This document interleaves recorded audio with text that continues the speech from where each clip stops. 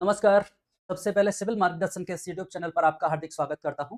और आज के सेशन में हम डिस्कस करेंगे चैप्टर 5 राजस्थान इकोनॉमिक सर्वे, जो आधारित है आपके औद्योगिक विकास, खनन और आर्थिक वृद्धि पर। ठीक है, मतलब हमारी अर्थव्यवस्था में औद्योगिक क्षेत्र का किस प्रकार से योगदान है और औद्योगिक इंडस्ट्रियल जो सेक्टर है उसका योगदान बढ़ाने के लिए, लोगों को स्किल प्रोवाइड कराने के लिए उद्योग से संबंधित क्षेत्र में क्या क्या सरकार के द्वारा प्रयास किए गए हैं, कौन कौन सी योजना चलाई जा रही हैं, इन सब के बारे में अपन डिस्कस कर रहे हैं। ठीक है, तो लगभग 3 से 4 सेशन हमारे कंप्लीट हो चुके हैं और इस दौरान लगभग एप्रॉक्स अपन 60 क्वेश्चंस तक डिस्कस कर चुके हैं। ठीक है, तो चलिए आज के सेशन में फिर एक बार क्लास को अपन आगे बढ़ाते हैं और देखते हैं क्या महत्वपूर्ण प्रावधान किए गए हैं। देखिएगा आज का पहला क्वेश्चन, पीएम विश्वकर्मा योजना के संदर्भ में कौन सा कथन असत्य है। पीएम विश्वकर्मा योजना की बात की गई है कि पीएम विश्वकर्मा योजना इससे संबंधित है, कब प्रारंभ की गई है और क्या क्या इसके अंतर्गत प्रावधान किए गए हैं, ये सारी बातों पर अपन को चर्चा करनी। सबसे पहले बात करें, जैसा कि वर्ड है पीएम विश्वकर्मा, मतलब सेंट्रल गवर्नमेंट की स्कीम है, टोटली सेंट्रल गवर्नमेंट इसके लिए पैसा प्रदान कर रही है, वित्तीय सहायता प्रदान की जा रही है।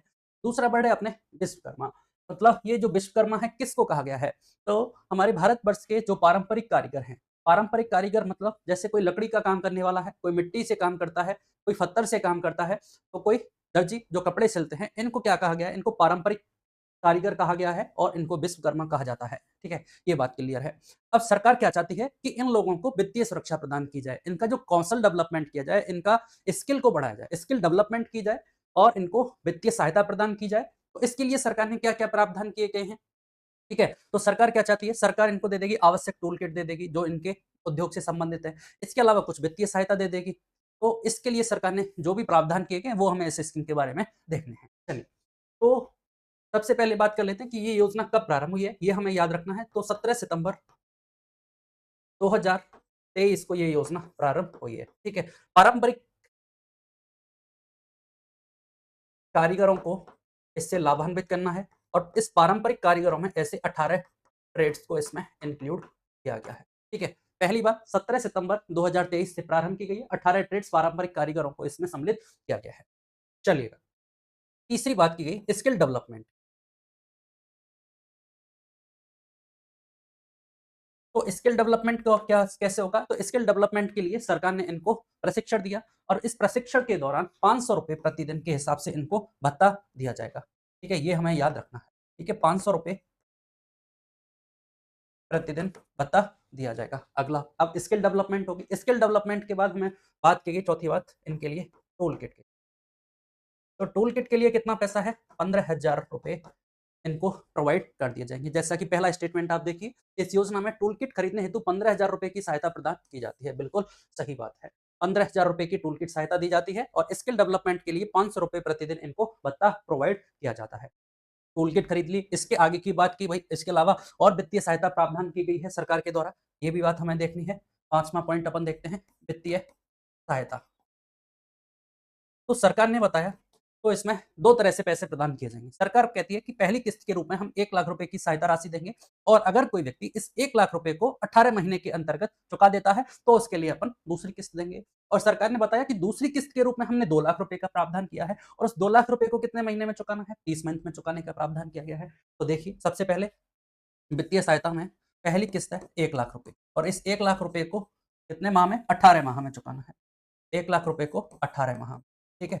अगर ये चुकाए तो सेकंड इंस्टॉलमेंट के रूप में सेकंड किस्त है, आपको कितनी मिलेगी, 2 लाख रुपए आप ले सकते हैं और इस 2 लाख रुपए को हमें 30 माह में चुकाना है। ये बात क्लियर है? यहाँ से वित्तीय सहायता प्रदान कर दी, स्किल डेवलपमेंट कर दिया, पारंपरिक इतने लोगों को इसके अंतर्गत इंक्लूड कर लिया। सरकार का अगला लक्ष्य था वित्तीय सहायता प्रदान करने के पश्चात कि डिजिटल ट्रांज़ैक्शंस को बढ़ावा मिले। किसको? डिजिटल ट्रांज़ैक्शंस को बढ़ावा मिले।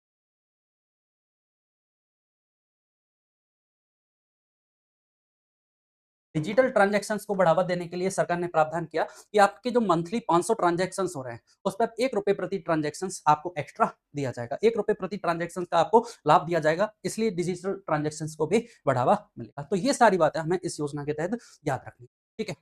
तो यहाँ से इस योजना में हमने देखा पहला स्टेटमेंट राइट है, इस योजना में 18 ट्रेड सम्मिलित किए गए, ये भी सही है और पूछा क्या गया कौन सा कथन असत्य है। इसका मतलब ना ही 1 ना ही 2 दोनों कथन सत्य हैं, तो डी ऑप्शन हमारा राइट आंसर हो जाएगा।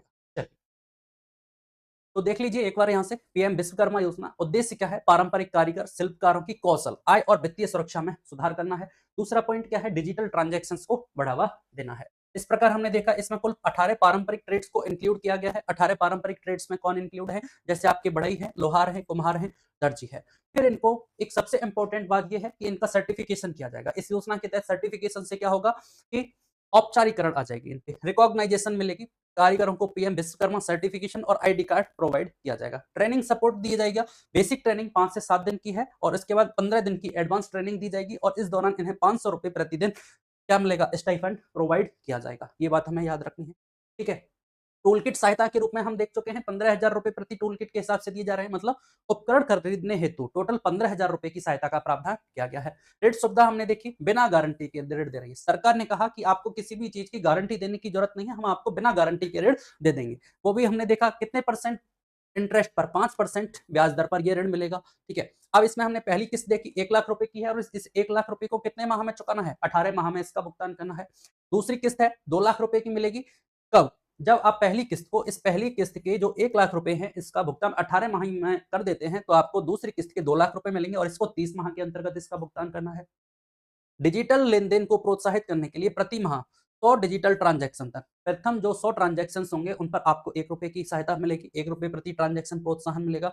अब राजस्थान के लिए विशेष लाभ क्या है? जैसा कि हमने देखा सरकार, सेंट्रल गवर्नमेंट 5% इंटरेस्ट रेट पर इस पे पैसा दे रही है, क्रेडिट सपोर्ट दे रही है, ऋण सुविधा प्रदान की जा रही है। तो राजस्थान में 2% की अतिरिक्त ब्याज सब्सिडी दी जा रही है। इसका मतलब राजस्थान का अगर कोई व्यक्ति है तो उसको 3% ब्याज दर पर ही पैसा मिल जाएगा। भारतवर्ष में 5% पर, राजस्थान में आपको 3% ब्याज दर पर ही पैसा मिल जाएगा। तो ये इसके अंतर्गत प्रावधान किए गए हैं, ठीक है। चलिएगा अगला क्वेश्चन देखते हैं। अगला क्वेश्चन है पीएम विश्वकर्मा योजना के संदर्भ में निम्न कथनों पर विचार करना है। पहला स्टेटमेंट है प्रशिक्षण प्रदान करने में राज्य का स्थान द्वितीय है और टूल किट वितरण में राज्य का स्थान तृतीय है। जैसा कि हमने देखा 17 सितंबर 2023 से योजना संचालित है, पूरे भारतवर्ष में संचालित है। तो सभी राज्यों की परफॉर्मेंस को देखा गया है कि राज्यों की परफॉर्मेंस क्या है, ठीक है। अब इसमें अलग अलग कैटेगरी बताई कि एक तो प्रशिक्षण प्रदान करने में, ट्रेनिंग के दौरान क्या है, और टूल किट वितरण कितने लोगों को किया गया, इसके अलावा ऋण सुविधा भी थी, ठीक है। तो ऋण सुविधा में कितने लोगों को ऋण वितरित किया गया, तो हम यहां से देखना होगा कि ऋण वितरण में पैसा बांटने में राजस्थान सरकार पूरे देश भर में सेकंड रैंक है, ठीक है। वहीं से दूसरा पॉइंट आपके टूल किट वितरण और आपका दूसरा पॉइंट है प्रशिक्षण ट्रेनिंग, इसमें राजस्थान का ओवरऑल थर्ड रैंक है। ये दोनों बात हमें याद रखनी है क्योंकि ये दोनों पॉइंट इकोनॉमिक रिव्यू में दे रखे हैं। ऋण वितरण में राजस्थान का दूसरा स्थान है, वहीं टूल किट और प्रशिक्षण प्रदान करने में राजस्थान की थर्ड रैंक है। अब देखिए पहला स्टेटमेंट क्या दिया है, प्रशिक्षण प्रदान करने में राज्य का द्वितीय स्थान है, तो यहाँ से ये स्टेटमेंट क्या हो गया, गलत हो गया। टूल किट वितरण में राज्य का स्थान तृतीय है, ठीक है, तृतीय स्थान है, इसका मतलब केवल स्टेटमेंट बी हमारा राइट है। ये बात दोनों बात हमें याद रखनी है। ऋण वितरण में राजस्थान द्वितीय स्थान पर है, ऋण स्वीकृति में, ऋण वितरण में राष्ट्रीय स्तर पर द्वितीय स्थान प्राप्त किया है, जबकि कारीगरों को प्रशिक्षण और टूल किट वितरण में राजस्थान ने तृतीय स्थान प्राप्त किया है। दोनों बातों को हमें, ठीक है। तो इस प्रकार ये आपकी कंप्लीट हुई पीएम विश्वकर्मा। चलिए अगला देखते हैं।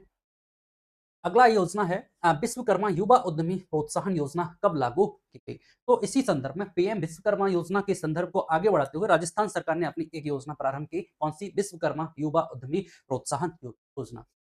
यहाँ से हम समझ सकते हैं विश्वकर्मा उन्हीं लोगों को लाभान्वित करना है, युवाओं को लाभान्वित करना है, उद्यम के क्षेत्र में बढ़ाना है, प्रोत्साहन करना है, ठीक है। तो यहाँ से इस योजना के अंतर्गत क्या क्या प्रावधान किए गए, सारी बातें देखेंगे। कब योजना प्रारंभ की गई? इनिशियली देखिए ये योजना 3 सितंबर 2025 को ये योजना प्रारंभ 3 सितंबर 2025 को ये योजना प्रारंभ की गई। डेट हमें याद रखनी है क्योंकि लेटेस्ट स्कीम है। 3 सितंबर 2025 को योजना प्रारंभ की गई विश्वकर्मा युवा उद्यमी प्रोत्साहन, ठीक है। अब इसमें क्या-क्या प्रावधान किए गए एक बार हम देखेंगे। सबसे पहले हमने देखा विश्वकर्मा युवा उद्यमी प्रोत्साहन योजना है, आरंभ तिथि है 3 सितंबर 2025 को ये प्रारंभ हुई है। सरकार क्या चाहती है? सरकार इन जो विभिन्न कैटेगरीज थी, एमएसएमई उद्योग है, ठीक है, और ये विभिन्न कैटेगरी हमने देखी, इन सब युवाओं को एमएसएमई स्थापना हेतु प्रोत्साहन और रोजगार सृजन करना चाहती है। सरकार अगेन वही वित्तीय सहायता प्रोवाइड करेगी, मार्जिन मनी प्रोवाइड करेगी, ब्याज अनुदान दिया जाएगा, ठीक है।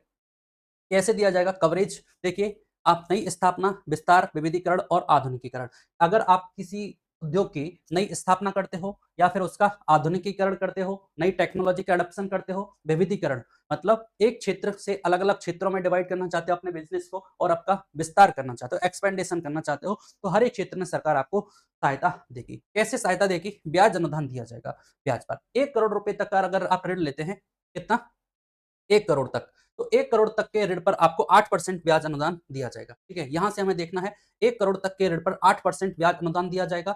अगर ब्याज अनुदान 1 से 2 करोड़ तक, 1 करोड़ तक तो 8% है, 1 से 2 करोड़ तक का ऋण लेते हो तो उस पे आप 7% का ब्याज अनुदान दिया जाएगा। मार्जिन मनी की बात की गई, ऋण का 25% या अधिकतम 5 लाख रुपए जो भी कम होगा वो आपको मार्जिन मनी दिया जाएगा, ठीक है? मार्जिन मनी कितना है? मार्जिन मनी किसको कहा जाता है? जैसे किसी वस्तु या को खरीदने के लिए 1 लाख रुपए के लोन की आवश्यकता है, तो सरकार का प्रावधान है कि उस पे जैसे मार्जिन मनी कहा 20% है, तो 20% का मतलब ये है कि भई आपको 80,000 रुपए का लोन मिल जाएगा और 20,000 रुपए आपको देने पड़ेंगे, तो ये मार्जिन मनी कहलाता है।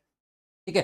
तो ये यहाँ पे कितना ऋण का 25% या अधिकतम 5 लाख रुपए जो भी कम होगा वो मार्जिन मनी मिलेगा। विशेष श्रेणी लाभ महिलाओं को, एससी-एसटी, दिव्यांग, ग्रामीण और कारीगर और शिल्पकारों को विशेष श्रेणी में अतिरिक्त लाभ दिया जाएगा। अतिरिक्त लाभ क्या है भाई? 1 से 2 करोड़ रुपए के जो ऋण है उस पर 1% ब्याज अनुदान और ज़्यादा दिया जाएगा। जैसे यहाँ 7% था तो 1% और एक्स्ट्रा आपको ब्याज अनुदान दिया जाएगा। ठीक है? तो ये सारी बातें हमें इस योजना के संदर्भ में याद रखनी है। भाई विश्वकर्मा युवा उद्यमी प्रोत्साहन योजना है, कब प्रारंभ हुई है? आपके 3 सितंबर 2025 को एमएसएमई को प्रोत्साहन करना है और रोजगार सृजन करना है। इस क्षेत्र में नई स्थापना, विस्तार, विविधीकरण और आपके टेक्नोलॉजी को एडॉप्शन करना है, आधुनिकीकरण को अपनाना है, तो इसमें आपको वित्तीय अनुदान, ब्याज अनुदान दिया जाएगा। कितना? 1 करोड़ रुपए तक के ऋण पर 8% और 1 से 2 करोड़ रुपए तक का ऋण है तो उस पे 7% ब्याज अनुदान दिया जाएगा। ऋण का 25% या अधिकतम 5 लाख रुपए तक का मार्जिन मनी की सहायता दी गई है। ठीक है?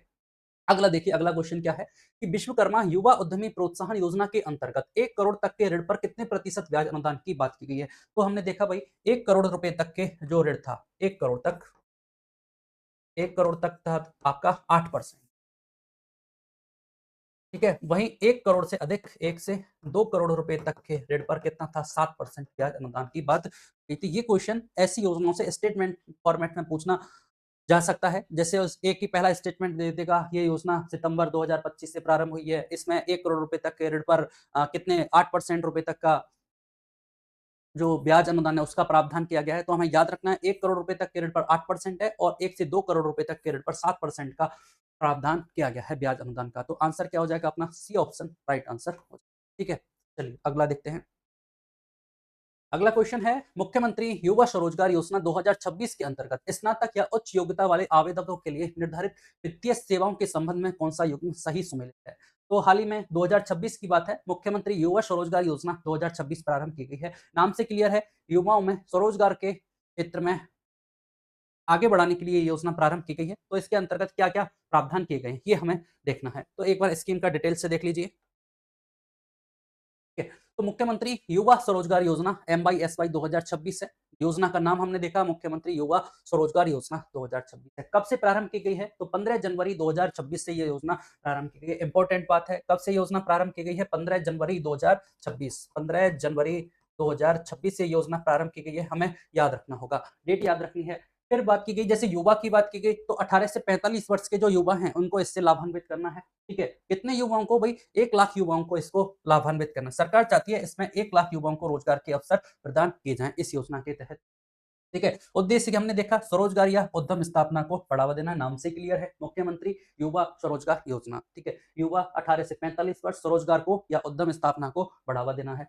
इस पे क्या क्या प्रावधान किए, किस प्रकार से सहायता करेगी सरकार? एक तो ब्याज मुक्त ऋण देगी, मार्जिन मनी और सीजीटी एमएससी शुल्क की प्रतिपूर्ति भी की जाएगी। ठीक है, इसके बाद देखिए कवरेज क्या क्या है, वही स्थापना, विस्तार, विविधीकरण और आधुनिकीकरण में आपके प्रावधान किया गया है। आप अगर किसी नया उद्यम स्थापित करते हैं या उसका विस्तार या उसका विविधीकरण या नई टेक्नोलॉजी को अपनाते हैं तो आपको सहायता प्रदान की जाएगी। ठीक है, अब कैसे कैसे प्रदान की जाएगी? इसमें दो इसकी कैटेगरी बनाएगी, जो कि शैक्षणिक योग्यता के अनुसार लाभ दिया जाएगा। इसमें दो कैटेगरी हैं, एक तो जो वे लोग जो 8 से 12वीं तक पढ़े हुए हैं, या दूसरी कैटेगरी जो स्नातक कर रखी है। ठीक है, तो इसमें कैटेगरी है। इसके बाद अगला क्षेत्र है व्यापार क्षेत्र और विनिर्माण क्षेत्र के रूप में इसको लाभान्वित किया जाएगा। तो ये हमें फिर याद रखना होगा कि भाई कितना इनको ऋण सीमा प्रावधान किया गया है, कितना ब्याज अनुदान है, कितनी मार्जिन मनी प्रोवाइड की जाएगी। ठीक है, तो सबसे पहले देखना होगा पहली कैटेगरी जो कि 8 से 12वीं पास के लिए है, इसमें सेवा क्षेत्र के लिए और विनिर्माण क्षेत्र के लिए बात की गई है।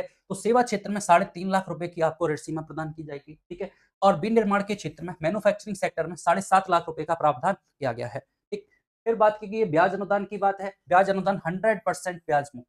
ठीक है, कोई ब्याज नहीं लेगी सरकार, 100% ब्याज मुक्त है। और मार्जिन मनी अपना कितना है, 10% मार्जिन मनी है, जो कि अधिकतम कितना है, 35,000 रुपए है। ठीक है, ये बात हमें याद रखनी है। इसी प्रकार अगला है आपका स्नातक या आईटीआई या उच्च योगदान जो उच्च शिक्षा रखते हैं उनके लिए व्यापार या सेवा में 5 लाख रुपए तक का प्रावधान और विनिर्माण के क्षेत्र में 10 लाख रुपए तक के प्रावधान है। कोई ब्याज मुक्त ऋण है, 100% ब्याज मुक्त, और मार्जिन मनी यहाँ पर कितना है, इनके लिए 50,000 रुपए तक का मार्जिन मनी का प्रावधान किया गया है। ठीक है, तो इस योजना में सबसे इंपॉर्टेंट हमारे यही है कि इस यहाँ से हमारा क्वेश्चन पूछा जा सकता है। तो इसको अपन याद कैसे रखेंगे, इसको एक बार देखते हैं। सबसे पहले बात करते हैं भाई 8 से जो 12वीं पास है उनकी। ठीक है, तो उसमें 2 सेक्टर थे अपना, कौन-कौन सा?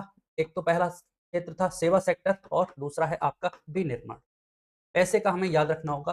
तो सेवा क्षेत्र में कितनी मदद की जा रही है? 3.5 लाख रुपए की, और विनिर्माण क्षेत्र में मैन्युफैक्चरिंग यूनिट के रूप में इनको 7.5 लाख रुपए का प्रावधान किया गया है। ठीक है, अगला सेक्टर था आपके स्नातक वाले। स्नातक वालों को सेवा क्षेत्र में कितनी मदद की जाएगी? यहाँ प्रावधान किया गया है आपके 5 लाख रुपए का, और विनिर्माण क्षेत्र में 10 लाख रुपए का प्रावधान किया गया है। अगली बात हमें ये याद रखनी है। फिर मार्जिन मनी की बात करें, अगली बात, चलो ब्याज मुक्त है तो 100% ये भी क्या है, ब्याज मुक्त है। और यहाँ पे भी अगला क्या पॉइंट है, ये भी 100% आपके ब्याज मुक्त ऋण है। ठीक है, फिर अगली बात मार्जिन मनी की बात की, तो यहाँ मार्जिन मनी कितना था, 10%, जो कि अधिकतम कितना है, 35,000 रुपए तक है। और यहाँ पर मार्जिन मनी भी कितना है, 10% है, जो अधिकतम कितना है, 50,000 रुपए का तक हो सकता है। ठीक है, ये क्या है आपके मार्जिन मनी, और ये ब्याज मुक्त है। तो इस तरह से इसको हमें, इस टेबल को हमें याद रखना है। ये पैसे पूछे जा सकते हैं कि भाई 8 से जो 12वीं पास है उनको सेवा क्षेत्र में कितना प्रावधान किया गया है, स्नातक वाले में विनिर्माण क्षेत्र में कितना प्रावधान किया गया है। इस तरह से स्टेटमेंट फॉर्मेट में ये अपन से क्वेश्चन पूछे जा सकते हैं। जैसा कि अपन देखिए क्वेश्चन को, देखिए क्वेश्चन में क्या पूछा गया है। इसमें दिया है कि सेवा और व्यापार क्षेत्र में 5 लाख रुपए तक की अधिकतम ऋण सीमा है। देखिए यहाँ क्वेश्चन बताया गया स्नातक या उच्च योग्यता वाले में। अब स्नातक या उच्च योग्यता वाले में सेवा क्षेत्र की बात की तो 5 लाख रुपए तक की अधिकतम ऋण सीमा, सही बात है। और विनिर्माण क्षेत्र में 10 लाख रुपए तक की अधिकतम ऋण सीमा है, सही बात है। मार्जिन मनी की सहायता की बात की, ऋण सीमा का 15% है, ये गलत बात है। मार्जिन मनी कितना मिलेगा, 10%, और 10% इस स्नातक वाले में अधिकतम कितना था, 50,000 रुपए था। ठीक है, तो इस तरह से तीसरा स्टेटमेंट हमारा गलत है, तो ए ऑप्शन हमारा राइट आंसर हो। ठीक है, चलिएगा अगला देखिए, मुख्यमंत्री युवा स्वरोजगार योजना 2026 के कार्यान्वयन के संबंध में निम्नलिखित में से कौन सा कथन असत्य है? इस योजना की शुरुआत 15 जनवरी 2026 को की गई। ये योजना कब प्रारंभ की गई है, डेट याद रखनी है, 15 जनवरी 2026 को ये योजना प्रारंभ की गई है।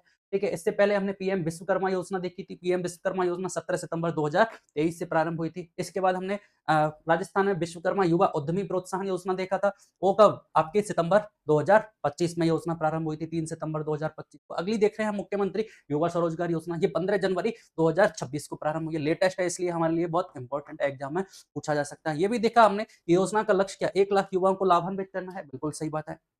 इसके अंतर्गत केवल 100% ब्याज अनुदान दिया जाता है ऋण राशि में, तो ये बात गलत है। ऋण राशि का भी प्रावधान किया गया है। आप देख रहे हैं सेवा क्षेत्र में और विनिर्माण क्षेत्र में, दोनों में अलग अलग ऋण राशि का प्रावधान किया गया है। और बात की इसकी करिए ब्याज अनुदान, तो ब्याज अनुदान तो कितना, 100% ब्याज अनुदान है, ये बात भी सही, यहाँ तक तो सही है, लेकिन ये बात गलत है। यह योजना उद्यमों के विस्तार आधुनिकीकरण के लिए भी सहायता प्रदान करती है, सही बात है। चाहे आप नया उद्यम स्थापित करो, चाहे उसमें विविधीकरण करो, चाहे उसका विस्तार करो, चाहे उसमें आप आधुनिकीकरण को, टेक्नोलॉजी को अपनाओ, सभी में सहायता प्रदान की जाएगी सरकार के द्वारा। तो क्या गलत है, सी ऑप्शन हमारा ये जो स्टेटमेंट है ये गलत है, ये आंसर हो जाएगा। चलिए अगला देखते हैं। अगला है, फिर क्वेश्चन देखिए, 8वीं से 12वीं कक्षा के आवेदक हैं, ठीक है, जो 8th से 12th पास आवेदक हैं, उनके लिए मुख्यमंत्री युवा स्वरोजगार के लाभों पर विचार करना है। तो विनिर्माण के क्षेत्र के लिए अधिकतम ऋण सीमा 7.5 लाख रुपए है, और सेवा और व्यापार क्षेत्र के लिए अधिकतम ऋण सीमा 3.5 लाख रुपए है। सही बात है। 8th से 12th तक जो पास किए हैं, पढ़े हुए हैं, उनके लिए हमने 2 सेक्टर देखे थे, विनिर्माण सेक्टर और सेवा सेक्टर। तो सेवा सेक्टर में कितना था, 3.5 लाख रुपए का प्रावधान किया गया था, और विनिर्माण के क्षेत्र में 7.5 लाख रुपए का प्रावधान किया गया था। दोनों बात सही है। मार्जिन मनी की बात की तो मार्जिन मनी कितना था 10%, जो कि अधिकतम कितना हो सकता है 35,000 रुपए तक हो सकता है। फिर अगली बात क्या थी 100% ब्याज मुक्त है। तो ये सारी बातें हम कर चुके हैं। तो इसका मतलब क्या है, ये स्टेटमेंट भी सही है, ये भी सही है, और मार्जिन मनी अधिकतम कितना है 35,000 रुपए है। बिल्कुल सही बात है, जो कि अधिकतम 10% या 35,000 रुपए है। ठीक है, जबकि आपके स्नातक वाले में मार्जिन मनी कितना है 50,000 रुपए तक है। ठीक है, ये बात हमें याद रखनी है। पहला सही है, दूसरा सही है, तीसरा भी सही है। और क्या पूछा गया, कितने कथन सत्य हैं, तो तीनों कथन सत्य हैं। ठीक है, तो सी ऑप्शन अपना राइट आंसर जाएगा। चलिए, तो बेहद महत्वपूर्ण स्कीम है योजना के, ये योजना एग्जाम के पॉइंट ऑफ व्यू से हमें याद रखनी है। अगला है युवा उद्यमिता प्रोत्साहन योजना के संबंध में निम्नलिखित कथनों पर का परीक्षण कीजिए। ये अपन स्कीम है, कंफ्यूज नहीं होना है नाम से, नाम याद रखना है। ये इस योजना का नाम है युवा उद्यमिता प्रोत्साहन योजना। जो पहली स्कीम देखी थी, पहली जो योजना देखी थी, वो उसका नाम था विश्वकर्मा युवा उद्यमी प्रोत्साहन योजना, लेकिन ये केवल युवा उद्यमिता प्रोत्साहन है। उद्यमिता प्रोत्साहन वहां जब विश्वकर्मा योजना के नाम में लग गया था, तो वहां एमएसएमई की बात की गई थी, और ऋण प्रावधान 1 करोड़ तक ब्याज अनुदान मिल रहा था 8%, और 1 से 2 करोड़ तक आपको ब्याज अनुदान मिल रहा था कितना 7%। ये उसमें प्रावधान किया गया था। अब इस योजना में देखिए युवा उद्यमिता, अब यहाँ जो उद्यमिता की बात की गई है वो नई इंडस्ट्री सेक्टर की बात की गई है, औद्योगिकीकरण की बात की गई है। ठीक है, तो इसमें देखिए इस योजना के अंतर्गत राज्य सरकार 5 करोड़ तक के ऋण पर 8% की ब्याज सब्सिडी प्रदान करता है। 45 वर्ष अथवा उससे कम आयु के उद्यमी इस योजना के पात्र है, और योजना के प्रारंभ से दिसंबर 2025 तक कुल 706 इकाइयों को ऋण स्वीकृत किए जा चुके हैं। उपयुक्त में से कौन से कथन असत्य है, ये हमें बात बतानी है। ठीक है, तो सबसे पहले इस योजना को डिस्कस करते हैं। योजना क्या कहती है, चलिए। यह योजना युवाओं को औद्योगिकीकरण में भागीदारी बढ़ानी है, यहाँ इंडस्ट्रियल सेक्टर में युवाओं को प्रोत्साहित करना है। सबसे पहले बात यह है इस योजना का उद्देश्य। ठीक है, फिर बात की गई कि ऐसी 1000 इकाइयों को वित्तीय सहायता प्रदान की जाएगी। सबसे पहले युवाओं को औद्योगिकीकरण में बढ़ावा देना है, फिर उनको 1000 ऐसी प्रथम जो 1000 इकाई हैं, उनको लाभान्वित करेगी सरकार। कैसे लाभान्वित करेगी कि 2 करोड़ रुपए तक के ऋण पर 6% ब्याज सब्सिडी का प्रावधान किया गया है। ठीक है, तो याद रखना है युवा उद्यमिता प्रोत्साहन योजना के अंतर्गत भी 2 करोड़ रुपए तक के ऋण पर कितना ब्याज अनुदान, 6% ब्याज अनुदान की बात यहाँ से की गई है। ये बात हमें याद रखनी है, ये दोनों में डिफरेंस है। जबकि विश्वकर्मा युवा उद्यमी प्रोत्साहन योजना में हमने देखा था 1 करोड़ रुपए तक के ऋण पर 8% का प्रावधान था, और 1 करोड़ से 2 करोड़ रुपए तक के ऋण पर 7% ब्याज सब्सिडी का प्रावधान था। लेकिन युवा उद्यमिता प्रोत्साहन योजना के अंतर्गत प्रथम 1000 इकाइयों को 2 करोड़ रुपए तक के ऋण पर कितनी 6% ब्याज सब्सिडी प्रदान की जाएगी। ठीक है, ये बात हमें याद रखनी है। और 45 वर्ष या उससे कम आयु के उद्यमी इस योजना के पात्र हैं, ये बात सही है। योजना के प्रारंभ से दिसंबर 2025 तक 706 इकाइयों को लाभ दिया गया है। ठीक है, ये सरकार की उपलब्धि बताई कि हमने योजना के प्रारंभ से दिसंबर 2025 तक 706 इकाइयों को लाभ दिया गया है। इन इकाइयों को कुल 764 करोड़ के ऋण स्वीकृत किए गए हैं। अब इसकी देखिए क्वेश्चन क्या कहता है। पहला स्टेटमेंट है कि इस योजना के अंतर्गत राज्य सरकार 5 करोड़ रुपए तक के ऋण पर 8% की ब्याज सब्सिडी देती है। ये गलत है। अधिकतम कितने 2 करोड़ रुपए तक का ऋण, और 2 करोड़ रुपए तक के ऋण पर 6% ब्याज सब्सिडी देगी। तो पहला स्टेटमेंट गलत हो गया। ठीक है, फिर है 45 वर्ष अथवा उससे कम आयु के उद्यमी इस योजना के पात्र हैं। बिल्कुल 45 वर्ष से कम आयु के युवा इससे लाभान्वित किए जाएंगे। तो सेकंड स्टेटमेंट सही है, और ये तो सरकार ने अपनी उपलब्धि बताई है। ठीक है, तो याद रखना सबसे महत्वपूर्ण जो पॉइंट है वो यही है कि इस योजना के तहत भी 2 करोड़ रुपए तक के ऋण पर 6% ब्याज सब्सिडी की बात की गई है। तो कौन सा कथन असत्य है, तो पहला केवल एक, ये ऑप्शन हमारा राइट आंसर हो जाएगा। ठीक है, तो याद रखना है इस योजना के फैक्ट्स को।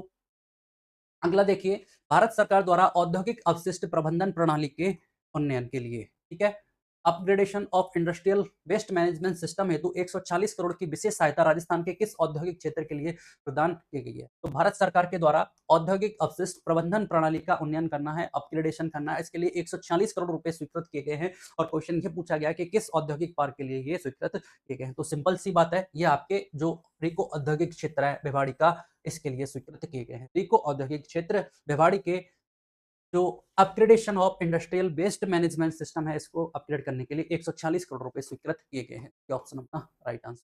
चलिए, ये देख लीजिए, भारत सरकार ने रिको औद्योगिक क्षेत्र भिवाड़ी के औद्योगिक अपशिष्ट प्रबंधन प्रणाली के उन्नयन परियोजना के कार्यान्वयन हेतु 140 करोड़ रुपए की विशेष सहायता प्रदान की है। ठीक, चलिए अगला देखते हैं। सूक्ष्म लघु और मध्यम उद्यमों एमएसएमई के पंजीकरण को आसान बनाने के लिए उद्यम पंजीकरण पोर्टल कब लॉन्च किया गया है?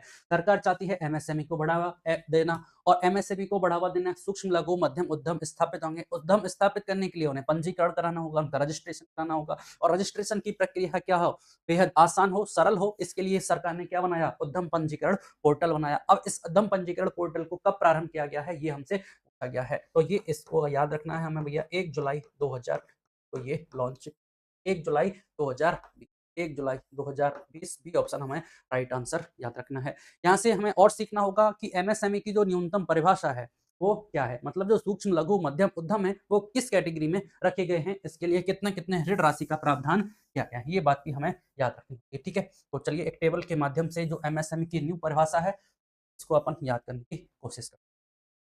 ठीक है, तो सबसे पहले बात करेंगे लघु उद्योग, लघु सूक्ष्म लघु और मध्यम उद्यम। ठीक है, ये 3 तरह के उद्यम हैं, और इनको किस आधार पर वर्गीकरण किया गया है, डेफिनाइज किया गया है, वो इसकी आपके निवेश सीमा, कितना निवेश करोगे और कितना टर्नओवर होगा, इस आधार पर इनको वर्गीकरण किया गया है। और इस डेफिनेशन को हमसे एग्जैक्ट एग्जाम में कई बार पूछा भी जा सकता है, पूछा भी गया है। ठीक है, तो ये हमें याद रखनी है। सबसे पहले बात करेंगे सूक्ष्म उद्यम के लिए ऋण सीमा, निवेश सीमा कितनी है, तो ये है आपके 2.5 करोड़ रुपए।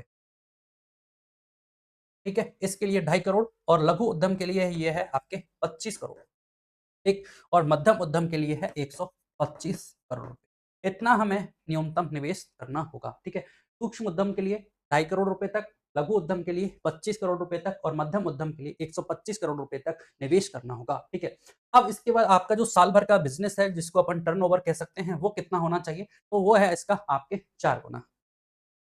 4 गुना, 4 गुना है तो आप देख सकते हैं यहाँ से ये कितना हो गया, 10 करोड़। ठीक है, और यहाँ से 25 का 100 करोड़ रुपए हो गया, और 125 का ये हो गया आपके 500 करोड़ रुपए। तो ये हमें याद रखना है, इतना आप निवेश करोगे इसके अंतर्गत, और इतना आपका टर्नओवर होना चाहिए। ये 3 सूक्ष्म लघु और मध्यम उद्यम है, ये हमें डेफिनेशन याद रखनी है। अब यहाँ से कोई सा भी पॉइंट बीच में से भी पूछा जा सकता है कि भाई एमएसएमई की न्यूनतम परिभाषा के अनुसार लघु उद्यम के लिए कितनी निवेश सीमा है, तो हमें पता होना चाहिए 25 करोड़ रुपए। मध्यम उद्यम के लिए टर्नओवर कितना होना चाहिए, तो अधिकतम 500 करोड़ रुपए की प्रावधान किया गया है। तो इस तरह से ये हमें याद रखनी है। ये और जो ये परिभाषा है आपकी 2025 1 अप्रैल 2025 से लागू की गई है। और साथ में हमें ये भी याद रखना है कि उद्यम पंजीकरण पोर्टल एमएसएमई के लिए कब प्रारंभ किया गया है, 1 जुलाई 2020 से ये प्रारंभ किया। ठीक है, चलिए आपने देखा 1 जुलाई 2020 से इस पोर्टल को प्रारंभ किया गया है, और इस तरह से राजस्थान में उद्यम पंजीकरण पोर्टल पर कुल 4.41 लाख औद्योगिक इकाइयों का पंजीकरण किया गया है। चलिए एक बार इस क्वेश्चन को रोकेंगे, आगे डिस्कस करेंगे। फिर अगली योजना है बीआरयूपीवाई योजना के अंतर्गत प्रदान किए जाने वाले ब्याज अनुदान, इंटरेस्ट सब्सिडी की दरों के संबंध में कौन सा विकल्प सही सुमेलित है। यहाँ बहुत संक्षिप्त में नाम दे रखा है, इसलिए हमें थोड़ा सा याद रखना होगा। बीआरयूपीवाई ये स्कीम है आपके डॉक्टर भीमराव अंबेडकर उद्यम प्रोत्साहन योजना। ठीक है, डॉक्टर भीमराव अंबेडकर राजस्थान दलित आदिवासी उद्यम प्रोत्साहन योजना है। ठीक है, योजना का नाम याद रखना है। इसके अंतर्गत क्या क्या प्रावधान किए गए हैं, तो सबसे पहले तो बात करें लाभान्वित किसको किया जाएगा, तो राजस्थान के जो दलित आदिवासी हैं इनको लाभान्वित किया जाएगा। एससी एसटी कैटेगरी के जो लोग हैं उनको उद्यम के क्षेत्र में प्रोत्साहित करने के लिए ये योजना प्रारंभ की गई है। दूसरी बात यह है इंपॉर्टेंट है कि गैर कृषि क्षेत्रों में जो भी निवेश किया गया है, जो भी इसको लाभान्वित किया जाएगा, जो गैर कृषि क्षेत्रों में इन्वेस्ट करेगा। गैर कृषि क्षेत्र में आपका विनिर्माण सेक्टर हो सकता है, सेवा सेक्टर हो सकता है, और व्यापार इंडस्ट्रियल सेक्टर की बात की गई। कुल मिला के बात ये है। ठीक है, अब पात्रता क्या है, अगली पात्रता पहली तो एससी एसटी की कैटेगरी से आप होने चाहिए, गैर कृषि क्षेत्रों में निवेश करें। इसके अलावा कोई जो फर्म है, कंपनी है, एलएलपी है, वो इसका 51% जो स्वामित्व है वो एससी एसटी का होना अनिवार्य है। कितना, आपका जो 51% स्वामित्व है वो एससी एसटी का अनिवार्य किया गया है। ठीक है, कवरेज क्षेत्र की बात करें तो विनिर्माण सेवा और व्यापार क्षेत्र में। अब सबसे अगली बात हमारी यहाँ आ जाती है कि किस तरह से ब्याज अनुदान बात की है, ऋण सीमा और ब्याज अनुदान। तो इसमें आपको 25 लाख रुपए तक ब्याज अनुदान है 9%, 25 लाख से 5 करोड़ तक के ऋण पर आपको ब्याज अनुदान मिलेगा 7% का, और 5 करोड़ से 10 करोड़ के मध्य आप ऋण सीमा है तो आपको 6% की ऋण सब्सिडी। तो तीनों पॉइंट हमें याद होने चाहिए। 25 लाख तक 25 लाख से कितना 5 करोड़ तक और 5 करोड़ से 10 करोड़। डायरेक्ट याद होना चाहिए भाई, 25 लाख तक और 25 लाख से ऊपर बहुत बड़ी जंप है। कितना देखो, 25 लाख से 5 करोड़ तक पहुंचे हैं और अगला है 5 करोड़ से 10 करोड़ रुपए। तो अधिकतम जो ब्याज अनुदान है कितनी राशि पर मिलेगा, वो आपको 10 करोड़ रुपए की राशि पर मिलेगा, न्यूनतम 25 लाख पर मिलेगा। और कितनी परसेंट ब्याज अनुदान मिलेगा, 9%, 7% और 6%, इस पे बात की गई। ठीक है, मार्जिन मनी की बात की गई है। मार्जिन मनी परियोजना लागत का 25%, परियोजना की जो लागत है उसका 25% मार्जिन मनी मिलेगा और जो अधिकतम कितना हो जाएगा आपका 25 लाख रुपए। आप देख सकते हैं 10 करोड़ का 25% कितना हो जाता है, 25 लाख रुपए हो जाता है। तो अधिकतम मार्जिन मनी कितना है, 25 लाख रुपए और या फिर आपका परियोजना लागत का 25%। ठीक है, 25% या 25 लाख रुपए। और तीनों बात हमें याद रखनी है। क्वेश्चन यहाँ से पूछा जा सकता है कि डॉक्टर भीमराव अंबेडकर जो आदिवासी दलित उद्यम प्रोत्साहन योजना है, उसके अंतर्गत मतलब किसी भी कैटेगरी को पूछा जा सकता है। 25 लाख रुपए तक पूछ लिया, जैसे 25 लाख रुपए तक के ऋण पर कितनी ब्याज अनुदान दिया जाएगा, तो बताओ, बताना होगा हमें 9%। तीनों को मैच ऑफ द फॉलोइंग में पूछा जा सकता है, इसलिए हमें याद होना चाहिए। ठीक है, और फिर अगली बात ये इंपॉर्टेंट है कि हमें योजना पूरे सारे फैक्ट्स याद होने चाहिए कि अगर मेंस में हमारे लिए लिखने को पूछ लिया जाए कि भाई राजस्थान सरकार ने एससी एसटी के उत्थान के लिए कौन से काम किए हैं, तो ये योजना अपन लिख सकते हैं। ठीक है, चलिए क्वेश्चन क्या कहता है, देखिए बीआरयूपीवाई योजना के अंतर्गत प्रदान किए जाने वाले जो ब्याज अनुदान है, इंटरेस्ट सब्सिडी है, उसकी दरों के संबंध में कौन सा विकल्प सही सुमेलित बताना है कि 25 लाख रुपए तक के ऋण पर 7% ब्याज अनुदान, 25 लाख से 5 करोड़ तक के ऋण पर 9% है, 5 करोड़ से 10 करोड़ रुपए तक के ऋण पर 6% अनुदान है और 10 करोड़ रुपए से अधिक के ऋण पर 5% बात की गई। तो यहाँ से हमें एग्जैक्ट याद होगा तो अपन बता सकते हैं। हमने देखा पहली कैटेगरी कब थी, 25 लाख रुपए तक की थी। दूसरी कैटेगरी थी आपके 25 लाख से 5 करोड़ रुपए तक की बात की गई सेकंड कैटेगरी में, और थर्ड कैटेगरी में आपके बात की गई थी 5 करोड़ से 10 करोड़ रुपए तक। ठीक है, ये 3 कैटेगरी थी और इस तीनों कैटेगरी में कितना कितना प्रावधान था, यहाँ देखा आपने 25 लाख तक 9% था और 25 लाख से 5 करोड़ तक 7% और ये 5 करोड़ से 10 करोड़ तक आपके 6% ब्याज अनुदान की बात की गई थी। अब देखिए 25 लाख रुपए तक के ऋण पर 7% की बात, जबकि यहाँ कितना है 9% है, तो ये अपना गलत है। ठीक है, अगली बात है 25 लाख से 5 करोड़ रुपए के ऋण पर 9%, तो 25 लाख से 5 करोड़ पर कितना है 7%, ये गलत हो गया। अगला है 5 करोड़ से 10 करोड़ रुपए के ऋण पर कितना है 6%। आप देख सकते हैं 5 करोड़ से 10 करोड़ तक के ऋण पर 6% की बात की गई है। सी ऑप्शन हमारा राइट आंसर। ठीक है, ये भी गलत है। ठीक है, तो यहाँ से सी ऑप्शन हमारा क्या राइट आंसर हो, ये बात हमें याद रखनी। ठीक है, तो इस प्रकार हमें समग्र रूप से सारे फैक्ट्स याद होने चाहिए। इनटू स्कीम क्वेश्चन इसलिए डिफिकल्ट हो जाता है क्योंकि हमें ये याद नहीं रहती, इसलिए हमें आवश्यक है बार बार इसका रिवीजन किया। चलिए फिर बात की गई राजस्थान सूक्ष्म लघु और मध्यम उद्यम स्थापना और संचालन की सुविधा अधिनियम कब लागू किया गया। मतलब राजस्थान में जो एमएसएमई उद्योग है, सूक्ष्म लघु और मध्यम उद्योग, उनकी स्थापना के लिए और उनके संचालन के लिए एक अधिनियम बना दिया गया और ये अधिनियम कब बनाया है ये हमसे पूछा गया है। ठीक है, तो हमने देखा था, तो राजस्थान में ये अधिनियम आप देख लीजिए कब है, 17 जुलाई 2019, 17 जुलाई 2019 को ये अधिनियम बनाया गया। एमएसएमई का ये जो स्थापना और आपके संचालन की सुविधा हेतु अधिनियम बनाया है, ये 17 जुलाई 2019 का है। इसके बाद उद्यम पंजीकरण पोर्टल था, वो आपके 1 जुलाई 2020 का है। ठीक है, इसके बाद एमएसएमई की परिभाषा के बारे में हम देख चुके हैं, तो यहाँ से बी ऑप्शन अपना राइट आंसर हो जाएगा। चलिए अगला देखते हैं। तो ये राजस्थान एमएसएमई स्थापना और संचालन की सुविधा अधिनियम 2019 देख लीजिए। राजस्थान सूक्ष्म लघु मध्यम उद्यम स्थापना और संचालन की सुविधा अधिनियम 2019 को 17 जुलाई 2019 को इसको लागू किया गया है। ठीक है, स्थापना में आसानी हो और संचालन में सुविधा हो, इसलिए ये बनाया गया है। इस अधिनियम का मुख्य उद्देश्य एमएसएमई इकाइयों की स्थापना प्रक्रिया को सरल बनाना है, नाम से ही क्लियर है। इसके लिए क्या प्रावधान किया गया है, राज्य सरकार द्वारा राज्य उद्योग मित्र वेब पोर्टल लॉन्च किया। कौन सा पोर्टल राज्य सरकार के द्वारा लॉन्च किया गया है, राज्य उद्योग मित्र पोर्टल लॉन्च किया गया है।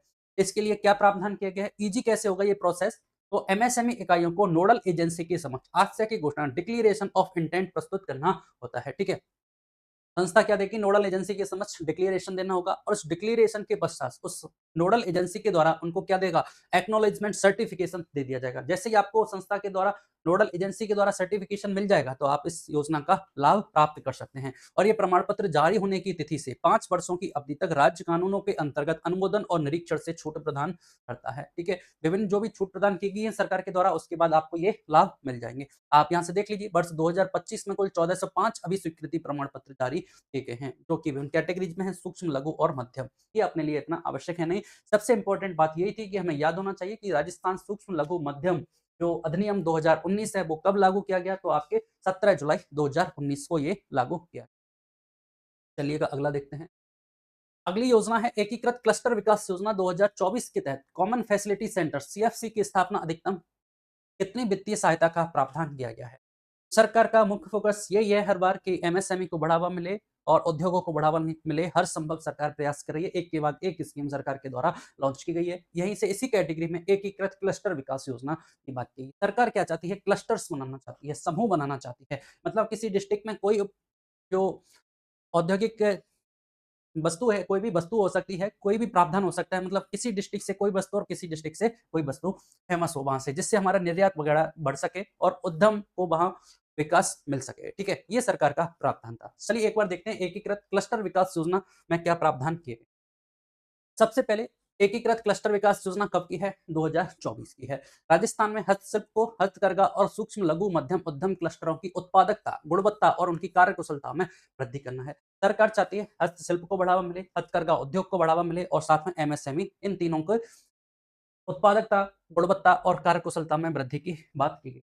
ठीक है। अब इस योजना में विभिन्न घटक शामिल किए गए हैं। एकीकृत क्लस्टर विकास योजना के प्रमुख घटक कौन-कौन से हैं, इसके बारे में हमें देखना होगा। तो पहला इसका पॉइंट है कारीगर और इनके जो शिल्पकार, बुनकर हैं, इन क्लस्टरों को कैसे सहायता प्रदान की जाने की, ठीक है। तो सबसे पहले बात की गई क्षमता निर्माण गतिविधियों के लिए 50 लाख रुपए तक की सहायता प्रदान की जाएगी। इनके मतलब स्किल डेवलपमेंट के लिए, चाहे इनके कोई भी क्लस्टर का डेवलप करना है, उनकी कैपेसिटी को डेवलप करना है, तो उसके लिए 50 लाख रुपए तक की सहायता सरकार देगी। वहीं से अगला प्रावधान है कच्चा माल सस्ती दरों पर उपलब्ध कराने हेतु कच्चा माल डिपो की स्थापना की जाए, ठीक है? और एवं संचालन के लिए कंपोजिट सावधि ऋणों पर 8% प्रतिशत तक ब्याज अनुदान की बात की गई। अगर मतलब क्लस्टर के रूप में कच्चा माल का डिपो बनाया जाता है, जिससे कि कच्चा माल टाइम पर अवेलेबल हो जाए, कच्चा माल सस्ती दरों पर उपलब्ध हो जाए, तो इसके लिए सरकार क्या दे रही है? वित्तीय सहायता प्रदान कर रही है। कितना ब्याज अनुदान मिल रहा है आपको? 8% पर ब्याज अनुदान मिल रहा है। फिर आप देखिए ई-कॉमर्स को बढ़ावा देना चाहती है सरकार, डिजिटल ट्रांज़ैक्शंस को बढ़ावा देना चाहती है। इसके माध्यम से उत्पन्न कुल वार्षिक बिक्री पर 50,000 रुपए तक का एकमुश्त प्रोत्साहन दिया जाएगा, ठीक है? कितना? ई-कॉमर्स के माध्यम से अगर बिक्री हो रही है, कुल वार्षिक बिक्री पर 50,000 रुपए तक का एकमुश्त प्रोत्साहन है, ठीक है?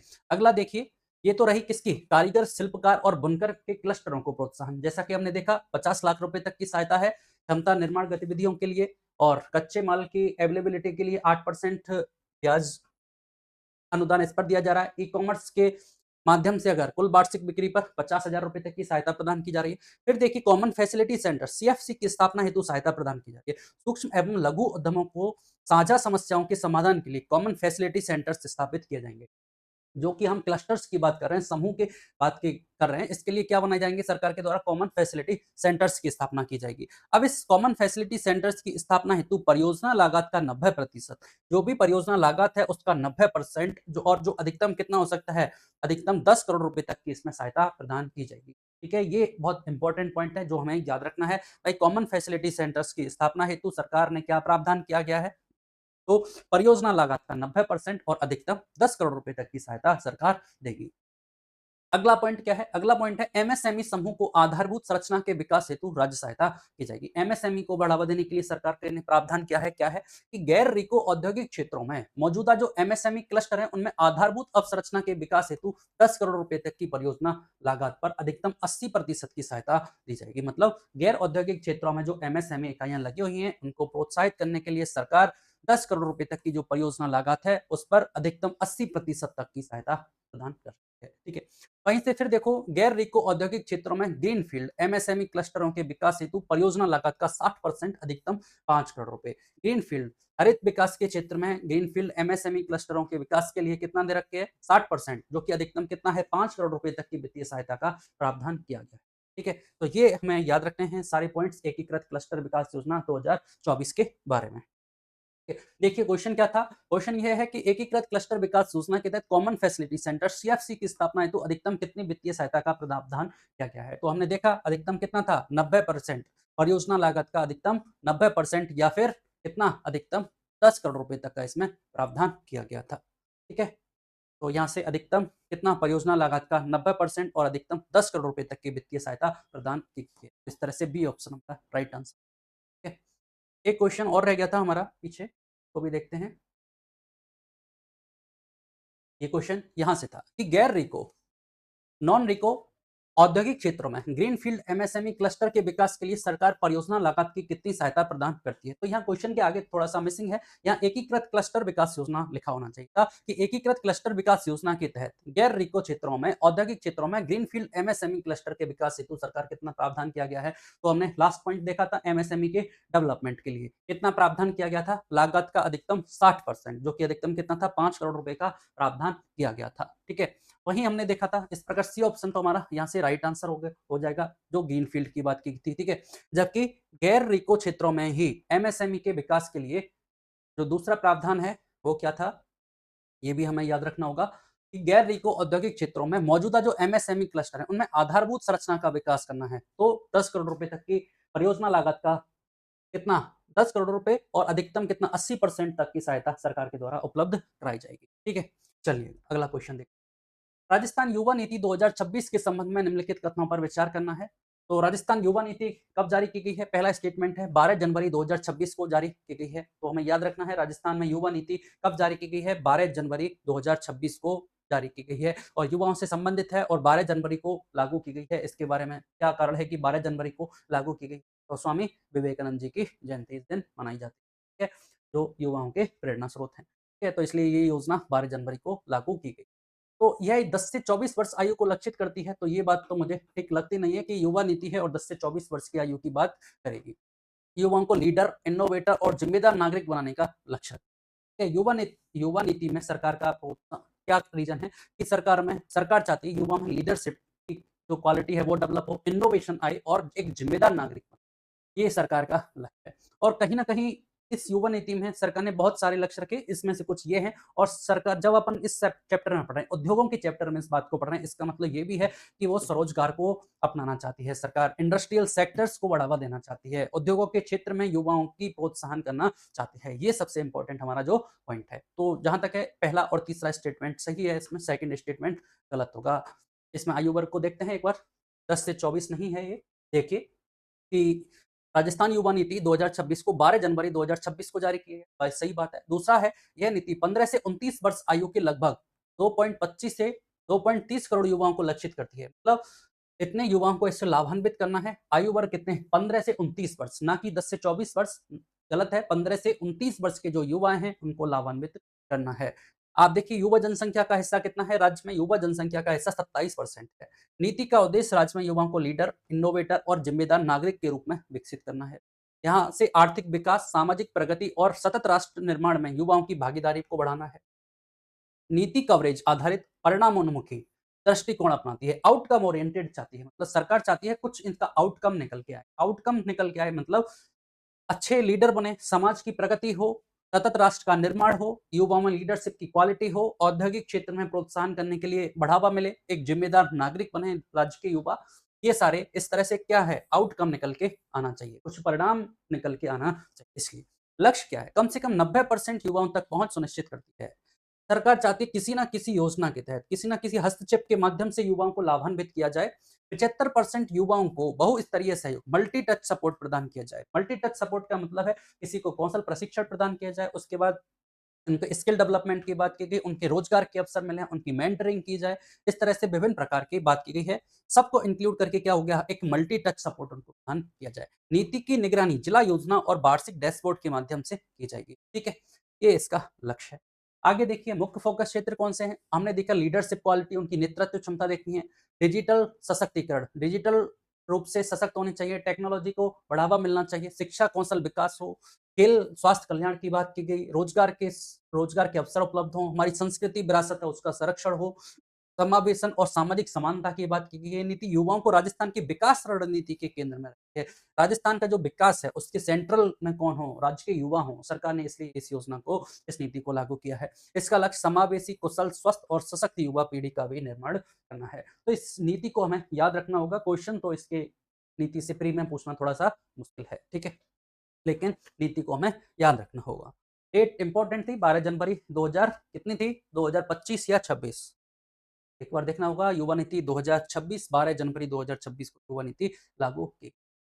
अगली योजना है मुख्यमंत्री नारी शक्ति कौशल सामर्थ्य योजना के संबंध में निम्नलिखित तथ्यों पर विचार करना है। नाम से क्लियर है, मुख्यमंत्री नारी शक्ति कौशल सामर्थ्य। नारी शक्ति मतलब महिलाओं में क्या बनाना है, कौशल स्किल डेवलपमेंट की बात की, उनका सामर्थ्य बनाना है, उनको मतलब सशक्त बनाना है, उनका आर्थिक सशक्तिकरण सुनिश्चित करना है।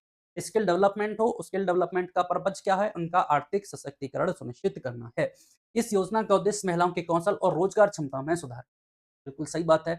यह योजना केवल महिला अधिकारिता निदेशालय द्वारा संचालित की जा रही है। ये बात थोड़ी-सी गलत है। यह योजना महिला अधिकारिता निदेशालय और किसके द्वारा संचालित की जा रही है? आप देखिए, राजीविका के माध्यम से ये योजना संचालित है। राजस्थान कौशल और आजीविका विकास निगम आरएसएलडीसी, ठीक है, इन दोनों के द्वारा ये संचालित की जा रही है। इसमें इम्पोर्टेंट पॉइंट यही है कि ये योजना किसके द्वारा संचालित, मुख्यमंत्री नारी शक्ति कौशल सामर्थ्य योजना किसके द्वारा संचालित की जा रही है? राजीविका और महिला अधिकारिता निदेशालय के द्वारा। पहले से संचालित थी, पहले इसका नाम था आईएएन शक्ति, ठीक है।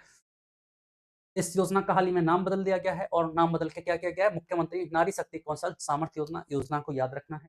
महिलाओं के अगर मेंस के पॉइंट ऑफ व्यू से इंपॉर्टेंट है, क्वेश्चन डायरेक्ट पूछा जा सकता है कि महिलाओं के विकास के लिए सरकार ने क्या प्रावधान किया गया है, तो हमें वहां लिख सकते हैं मुख्यमंत्री नारी शक्ति कौशल सामर्थ्य, ठीक है। देख लीजिए, तो ये गलत हो गया, ये भी बात सही है, तो इसका मतलब एक और पहला और तीसरा स्टेटमेंट सही है। चलिए अगला क्वेश्चन देखते हैं। अगली बात है मुख्यमंत्री युवा कौशल योजना के संबंध में निम्नलिखित कथनों पर विचार करना है। अब क्या बात की गई है, सरकार ने स्किल डेवलपमेंट के लिए क्या प्रोत्साहन किए गए हैं, कौन कौन सी योजना चलाई गई, अभी महिलाओं के लिए देखी और वहीं से अगली स्कीम है युवाओं के कौशल के लिए, मुख्यमंत्री युवा कौशल योजना कब से संचालित है? आप देखिए 7 नवंबर 2019 को प्रारंभ की गई है, सही बात है। आरएसएलडीसी राजीविका और महाविद्यालय शिक्षा विभाग द्वारा संचालित है, सही बात है। यह केवल स्नातकोत्तर छात्रों के लिए, ये बात गलत है। स्नातक स्तर के जो सेकंड ईयर और थर्ड ईयर के छात्र हैं और स्नातकोत्तर छात्र हैं, दोनों को इससे लाभान्वित किया जाएगा। हर स्तर पर क्या करना है, हमें स्किल डेवलपमेंट को बढ़ावा देना है, ठीक है। स्किल डेवलपमेंट बढ़ावा मिलेंगे, रोजगार के उन्मुख उनकी शिक्षा हो, ये सारी बातों पर सरकार ने फोकस किया है। कब से प्रारंभ है? 7 नवंबर 2019 से, और आरएसएलडीसी राजीविका और महाविद्यालय शिक्षा विभाग के द्वारा संचालित थी।